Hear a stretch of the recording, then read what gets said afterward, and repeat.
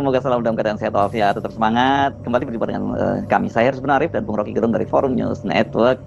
Nggak sampai 100 hari, Bung Rocky, Presiden Prabowo ini akhirnya melakukan rotasi perdana di kalangan TNI. Yang sangat menarik ini bukan hanya jumlahnya yang sangat besar, ada 300 perwira tinggi, tapi posisi dan personil yang dimutasi dan dirotasi. Banyak jenderal yang dikenal sebagai loyalis Jokowi dimutasi dan diparkir di luar struktur TNI. Bahkan ada yang baru menjabat ini dalam hitungan bulan ya, karena memang mereka diangkat oleh Jokowi itu akhir-akhir masa jabatannya. Bahkan ada yang 2 hari sebelum Jokowi lengser dari jabatannya pun itu posisinya juga dimutasi oleh Jokowi. Ya, mutasi itu hal yang biasa, atau rotasi bahkan sebagai upaya untuk di dalam TNI terutama untuk mempersiapkan perwira-perwira kita paham tentang segala macam jenis medan tugas tuh. Dan itu adalah hal yang menghidupkan supaya tentara selalu ada dalam kondisi army readiness, selalu siaga tuh.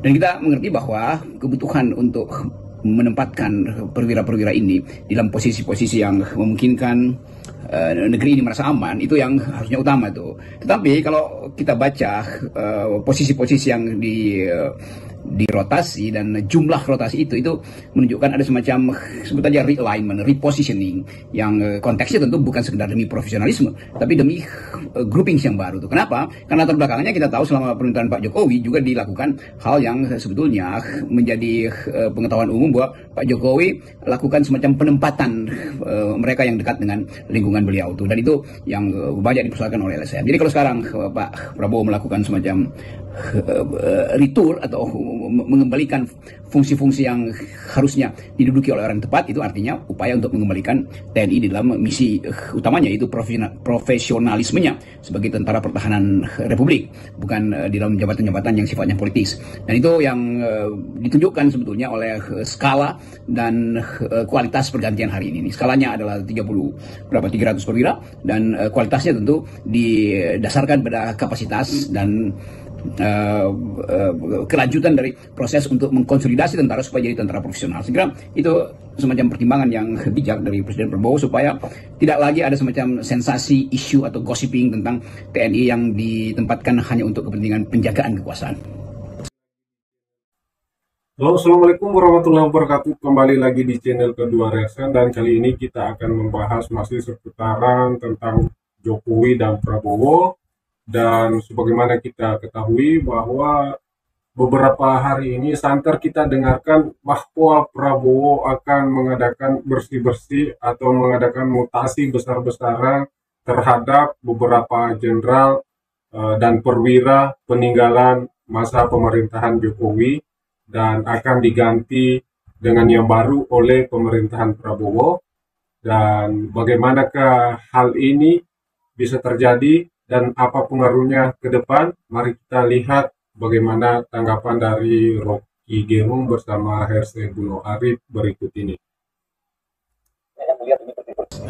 Selain banyak yang melihat ini bersih-bersih, mutasi yang dilakukan oleh Pak Prabowo ini, saya pikirkan sebagai presiden dengan latar belakang Jenderal TNI, tentu Prabowo bisa lebih tepat dalam memahami dan juga kemudian memilih personel tidak hanya berdasarkan kedekatan tapi berdasarkan profesionalisme dan juga merit system. Ini kan yang rusak pada eranya Jokowi itu soal merit system, karena banyak sekali orang-orang yang punya kedekatan yang disebut sebagai geng Solo itu kan kemudian karirnya melejit. Itu bukan hanya di TNI tapi juga di lingkungan Polri. Pasti, karena dalam posisi Presiden Subianto, Prabowo Subianto yang juga adalah panglima tertinggi TNI kita, sekaligus sosok yang paham tentang postur TNI, paham tentang kemampuan operasi dari militer kita. Kan sebagai orang yang hidup justru di dalam lingkungan militer, tentu peran Pak Prabowo jauh di atas peran Pak Jokowi di dalam upaya untuk memahami siapa menempati apa, who, di mana posisi yang paling menentukan, apakah ancaman di Cina Selatan misalnya itu harus berbasis pada kekuatan pertahanan darat atau ada kemampuan untuk mendeteksi secara peralatan angkatan laut. Itu juga menentukan siapa yang akan jadi panglima armada di situ misalnya. Demikian juga wilayah-wilayah yang lain yang memerlukan pemahaman lengkap terhadap teritori dan pengetahuan tentang potensi ancaman yang berbasis pada infiltrasi. Kan semua itu dasarnya adalah pengalaman dari Presiden Prabowo sendiri itu. Jadi kemampuan itu yang hendak kita pastikan atau kita lihat sebagai alasan kenapa ada rotasi 300 perwira, dan itu penanda bahwa ada upaya untuk penyegaran supaya kesempatan untuk memahami situasi dan kesempatan untuk belajar tentang analisis keadaan itu bisa dipastikan di era Presiden Prabowo, karena ada ketegangan dunia, ada ketegangan di sekitar wilayah Nusantara. Kan semua itu ada pertimbangan untuk menjadikan Army Readiness ini kesempatan untuk belajar sekaligus mengatur strategi, dimungkinkan menghadapi gejolak global yang mulai terasa di belahan-belahan Timur Tengah, terutama krisis di Ukraina yang masih berlanjut, apalagi kondisi di wilayah sekitar Asia, Danau Asia ini, Pasifik Rim ini, karena ada pertandingan pengaruh antara Cina dan Amerika di Cina Selatan maupun di Asia Pasifik, kan di Lautan Pasifik.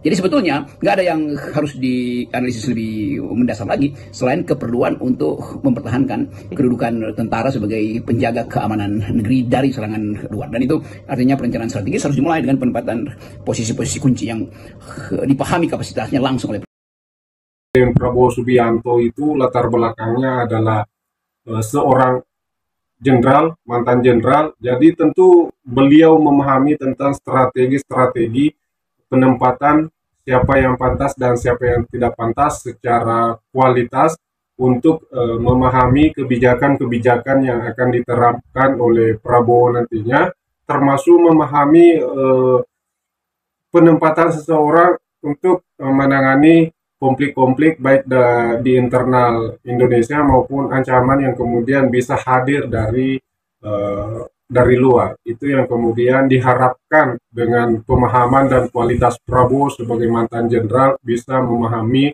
strategi-strategi tersebut untuk kemudian mengganti dan memutasi seorang jenderal dan perwira sesuai dengan kualitas mereka. Saya kira kita harus mengingatkan ya, Bung Rocky, jangan sampai kemudian Pak Prabowo itu mengulang kesalahan yang dilakukan oleh Jokowi, mengulang kembali kesalahan yang dilakukan oleh Jokowi, karena ada intensi untuk menarik kembali TNI dan khususnya Polri ke politik. TNI relatif berhasil tetap bertahan dan back to basicnya, yang prinsip semacam itu, netralitas, tidak terlibat dalam day-to-day politik, walaupun kemudian kita tahu banyak sekali elit politiknya ditempati oleh orang-orangnya Jokowi. Tapi yang agak berat memang di kepolisian, karena ini banyak sekali laporan-laporan polisi terlibat dalam pilkada atau pemilu pilpres kemarin, dan sehingga sekarang ini muncul olok-olok dari Parcok, ini partai coklat yang dianggap ini partai terkuat di Indonesia itu. Lalu bahwa tentara sudah berjanji dan memutuskan untuk ada di luar politik, dan itu yang memungkinkan kita mendalilkan terus bahwa pemerintahan demokrasi itu pemerintahan sipil, bukan orang sipil yang memerintah, tapi nilai-nilai sipil, the supremacy of civilian value, bukan civilian value, bukan civilian supremacy, bukan supremasi sipil, tapi supremasi nilai-nilai sipil. Jadi kalau dalam kondisi sekarang, misalnya ada satu krisis di Papua misalnya, atau di Aceh, atau di tempat-tempat yang masih potensial terjadi semacam gejolak politik, fungsi tentara tentu adalah bukan untuk memanfaatkan keadaan itu demi memaksimalkan kehadiran fisiknya, tapi justru untuk menghasilkan semacam kepercayaan bahwa pemerintahan sipil bisa dipakai, atau kekuatan diplomasi sipil bisa dipergunakan untuk mengatasi gejala-gejala model secesionisme, pemisahan wilayah, atau ketegangan antar kelompok. Jadi tetap operasi TNI itu hanya dimungkinkan kalau ada serangan dari luar, dan itu sebetulnya yang menjadi dalil dari back to basic kita pada waktu reformasi. Jadi kita mau ingatkan terus bahwa tentara itu fungsi utamanya adalah menjaga keamanan negeri ini dari serangan luar. Diperbantukan untuk menghasilkan ketertiban, ya, tetapi tetap di dalam pengertian bahwa persaingan politik itu adalah persaingan sipil. Bahwa ada kekerasan di situ, itulah urusan polisi itu. Jadi semua tidak kita balikkan pada ya etika di dalam sifat politik demokrasi itu. Dan dengan kemampuan Pak Prabowo untuk memahami potensi ancaman dari luar dan membagi wilayah ini di dalam pengertian timur barat atau utara selatan atau lokasi-lokasi strategis, itu hanya selalu diizinkan bila ada semacam perhitungan berdasarkan prinsip-prinsip masyarakat sipil. Jadi bukan karena kehadiran tentara maka ada ketakutan di dalam kehidupan sipil. Justru dengan tentara menghargai civilian value itu, maka TNI akan dianggap sebagai atau kembali pada watak dasarnya, the genesis of power, itu tentara rakyat. Dan itu pembeda kita dengan tentara profesional yang semata-mata hanya diperlukan untuk angkat senjata. Jadi sekali lagi ada ideologi kerakyatan yang berasal dari sejarah perjuangan tentara rakyat kita. Iya, kita tentu sepakat bahwa salah satu mungkin kesalahan yang dilakukan oleh Jokowi di masa pemerintahannya adalah kita secara kasat mata melihat bagaimana seorang polisi, seorang tentara bisa terlibat dalam politik praktik, meskipun itu hanya oknum, tapi secara tidak langsung itu berpengaruh ke instansi kepolisian maupun tentara. Nah, ini yang kemudian diharapkan bisa diperbaiki oleh Prabowo ke depannya, sehingga memang benar-benar TNI Polri fokus untuk menjalankan tugasnya sebagaimana tujuan dibentuknya TNI dan Polri.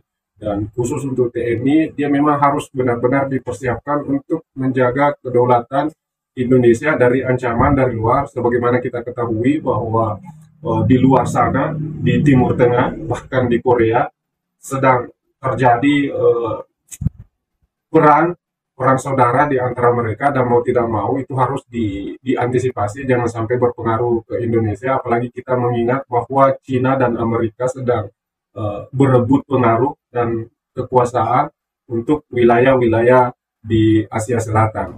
Jadi saya pikir yang harus dilakukan oleh Pak Prabowo itu tidak hanya, ini berarti tugasnya tidak hanya menata kembali sesuai dengan merit sistemnya, karena ini kan banyak sekali yang junior tiba-tiba udah melompati seniornya beberapa angkatan di Polri, ini tentu yang terbanyak, dan juga mengembalikan TNI dan Polri itu ke track sebelumnya yang di era Jokowi itu dirusak. Ya mungkin berlebihan kalau kita anggap bahwa rotasi atau reposisi dari perwira-perwira TNI yang dilakukan oleh Presiden Prabowo itu semacam dalam tanda petik pembersihan TNI dari unsur-unsur politik di rejim sebelumnya, Pak Jokowi misalnya. Tetapi yang lebih penting adalah melihat difungsikannya kembali TNI ini sebagai alat pertahanan negara. Tentu kita tahu bahwa bahkan PDIP memberi kritik tajam pada Presiden Jokowi karena melakukan penempatan perwira-perwira tentara itu, rotasi dan sebagainya, hanya atas alasan kedekatan dengan kekuasaan. Kan nggak boleh tentara itu direposisikan dalam upaya untuk kedekatan pada kekuasaan. Kan tentara itu adalah tentara negara, bukan tentara pemerintah. Jadi sebetulnya kemampuan kita untuk kembali pada etik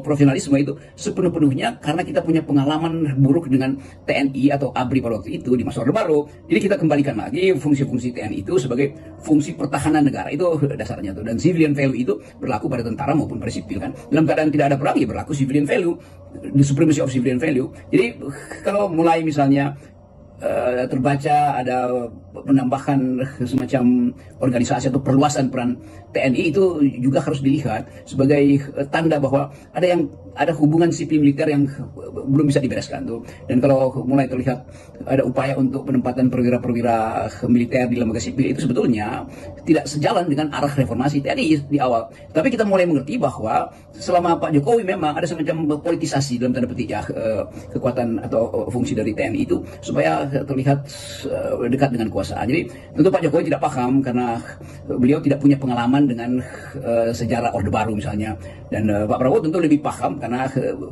beliau ada di dalam wilayah itu sebelumnya. Jadi kelihatannya upaya Prabowo untuk reorganisasi atau reposisi TNI itu dimaksudkan untuk mengembalikan atau seharusnya untuk mengembalikan peran TNI ke wilayah pertahanan. Jadi sekali lagi kita lihat ada dimensi politik memang di dalam upaya rotasi 300 perwira itu, tapi sekaligus dengan cara berpikir yang sama kita mesti tempatkan kembalinya TNI di wilayah-wilayah yang memang memerlukan fungsi TNI, bukan di wilayah sipil yang hanya bisa diolah oleh masyarakat sipil atau tokoh-tokoh sipil yang juga memakai nilai-nilai sipil. Saya kira itu poin yang harus diterangkan karena memang ada kelebihan surplus bintang di tentara dan itu mesti diredistribusi. Tapi redistribusi itu sekali lagi tidak boleh menghalangi berlakunya prinsip the supremacy of civilian value.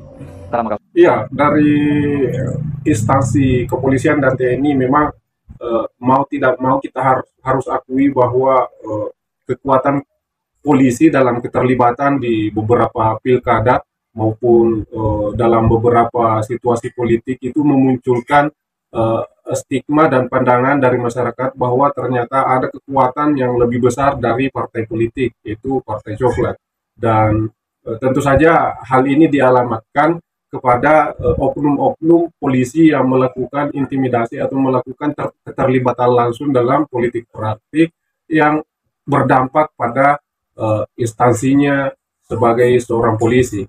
Dan ini yang benar-benar harus dievaluasi oleh pemerintahan Prabowo nantinya. Oke, itu tadi pembahasan dan penjelasan dan pandangan dari Rocky Gerung bersama Hersebuno Arif tentang bagaimana Prabowo berusaha melakukan bersih-bersih jenderal dan perwira dari peninggalan masa pemerintahan Jokowi untuk kemudian dievaluasi di masa pemerintahan Prabowo, sehingga orang-orang yang ditempatkan pada posisi vital, pada posisi yang substansial, memang menempatkan orang-orang yang sesuai dengan kualitas dan kapasitas untuk menjalankan tugas-tugas yang diamanahkan oleh seorang Presiden Prabowo Subianto.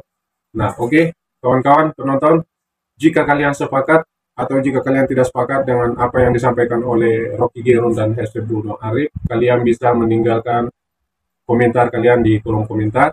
Dan sekali lagi, terima kasih sudah menonton video ini. Sampai jumpa di video-video selanjutnya. Wassalamualaikum warahmatullahi wabarakatuh.